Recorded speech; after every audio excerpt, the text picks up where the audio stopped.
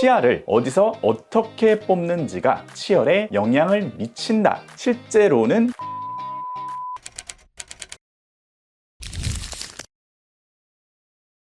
아리까리 긴가민가 유사과학인가 했던 치과 관련 각종 썰들의 진실 여부를 명료하게 가려드리는 코너, 진실 혹은 거짓입니다. 최근에 저희 직원이 이런 얘기를 했어요. 제가 형제 중에 치열이 유일하게 고른데 저희 아빠가 말하기로는 다른 형제들과는 달리 내가 직접 집에서 네 치아를 뽑아줬기 때문에 그런 거다, 이런 얘기를 했습니다. 그러면 치아를 어디서 어떻게 뽑는지가 치열에 영향을 미친다, 이 얘기는 과연 진실일까요? 거짓일까요? 오늘 한번 낱낱이 파헤쳐보도록 하겠습니다. 먼저 진실이다 측면에서 얘기를 해보겠습니다. 첫 번째 근거, 유치를 일찍 뽑으면 영구치가 자라 올라올 공간에 영향을 미치게 된다.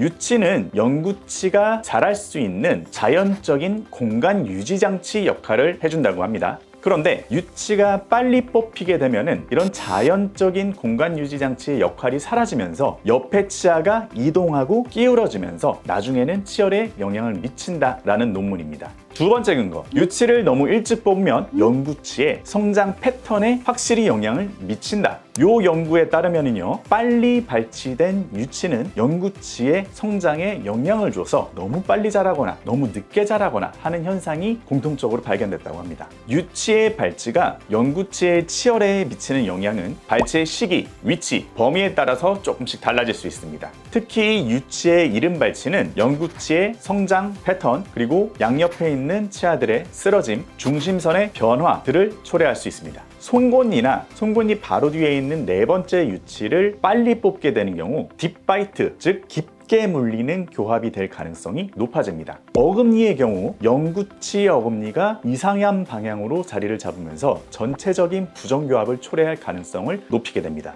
세 번째 근거, 틀어짐이 심해질 거를 예상을 해서 이거를 방지하기 위해 쓰는 실질적인 테크닉이 존재합니다. 실제로 교과서에서도 굉장히 중요하게 다루어지는 연속 발치술이라는 개념인데요. 성장 예측을 하여 공간이 너무 많이 부족할 것 같다 싶으면 인위적으로 유치와 영구치를 순차적으로 발치를 하고 그 공간에 유지장치를 사용을 해서 추후에 너무 심한 부정교합으로 발전하는 것을 막아주는 방식입니다. 실제로 치과에 와서 흔들려가지고 곧 빠질 것 같은 유치더라도 엑스레이를 찍고 반드시 그 유치 아래에 있는 영구치의 상태를 파악을 해보는 이유는 아래서 영구치가 정상적인 속도로 정상적인 위치에서 잘 자라고 있는지를 확인하기 위함입니다. 엑스레이를 찍지 않으면 도저히 알 수가 없는 부분이거든요. 만약에 영구치가 약간 느리게 자라 올라오고 있다 그러면은 유치가 아직은 공간 유지 장치의 역할을 해주어야 되기 때문에 조금 더 기다리는 게 맞고요. 반대로 영구치가 올라올 만큼 잘 올라왔는데 유치가 아직 흔들림이 없어서 이거를 인위적으로 뽑아줘야 되는 경우도 있습니다. 심지어 영구치가 선천적으로 없는 결손치인 경우도 있습니다. 이런 경우에는 유치이더라도 무턱대고 뽑으면 안 되고 일단은 그 유치를 유지를 하고 있어야 됩니다. 이런 근거들을 종합해서 봤을 때 유치의 발치는 확실히 영구치의 배열에 영향을 미친다라고 결론을 내릴 수 있을 것 같습니다.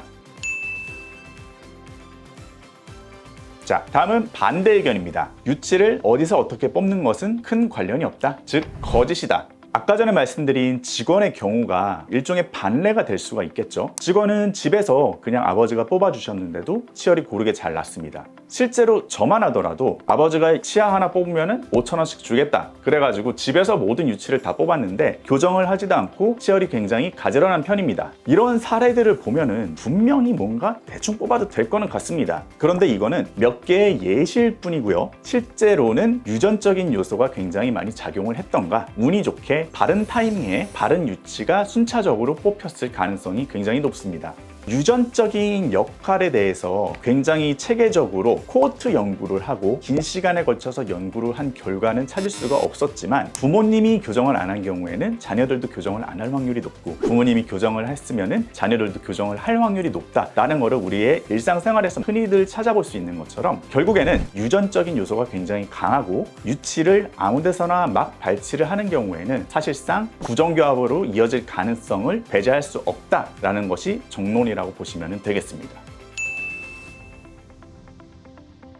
그래서 이 얘기에 대한 결론을 말씀드리자면 정답은 진실이다가 될 수 있겠습니다. 즉 유치를 어디서 어떻게 빼느냐는 나중에 커서 영구치의 치열에 영향을 미친다라는 말씀입니다. 부모님들은 당연히 자기 자식들이 치열이 고르게 났으면 좋겠고 나중에 교정을 안 했으면 좋겠다, 모두 이런 바람이 있으실 겁니다. 그런 분들이 자주 하는 질문들을 한번 모아보았는데요.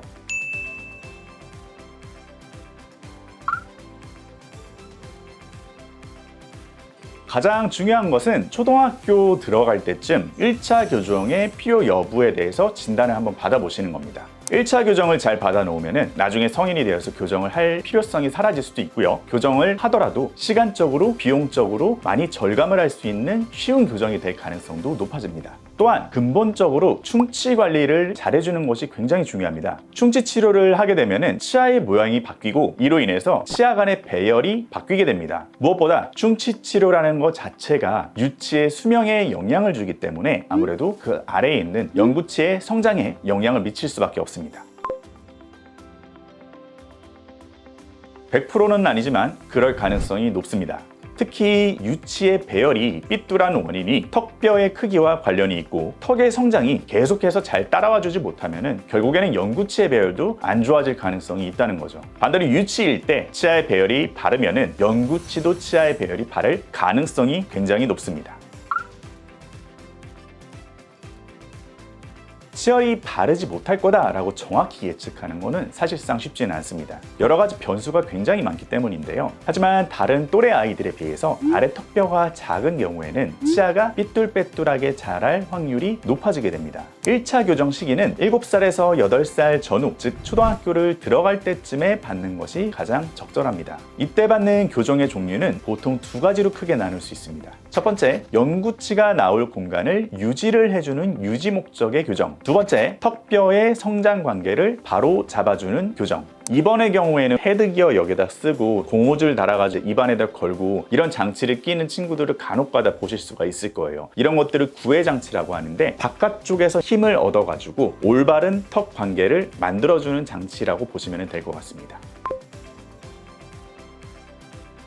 경우에 따라 다릅니다. 턱이 작거나 치아가 커서 굉장히 오밀조밀하게 나 있다면 치실을 써주시는 것이 좋습니다. 왜냐하면 치아가 붙어 있으면 아무래도 그 사이사이에 음식 찌꺼기가 굉장히 끼기 쉬워서인데요. 유치는 영구치보다 보호 껍질이 굉장히 얇고 무른 편입니다. 그래서 이 사이 충치가 생기면 순식간에 파고들거든요. 그래서 부모님들이 보시기에 우리 아이의 유치 사이사이가 타이트해 보인다. 그러면 그런 것들을 치실로 관리를 해주시면 좋을 것 같습니다. 보통은 제가 이제 어른들한테는 실로 된 치실을 무조건 사용을 하시라 이렇게 말씀을 드리는데 어린아이 같은 경우에는 구강이 워낙 작기 때문에 이렇게 이제 고리 형태로 된 치실을 사용을 해주면 아이들한테는 적합한 도구가 될 수 있습니다. 말씀드린 것처럼 치아도 워낙 유전적인 부분이 강해가지고 부모님이 교정을 했는지 안 했는지에 따라가지고 아이의 교정 여부가 결정되는 경우가 많습니다. 하지만 교정을 할 확률을 낮추거나 나중에 들어갈 교정의 비용이나 시간을 절감하기 위해서라도 미리미리 정기검진을 잘 가셔가지고 유치의 발달, 그 다음에 영구치의 발달 이런 것들을 잘 체크를 해보시는 게 좋겠습니다. 진실 혹은 거짓 코너에서 다룰 만한 얘기가 굉장히 많은 것 같습니다. 댓글로 궁금한 주제를 남겨주시면 제가 또 거기에 대해서 영상을 준비를 해보도록 하겠습니다. 감사합니다.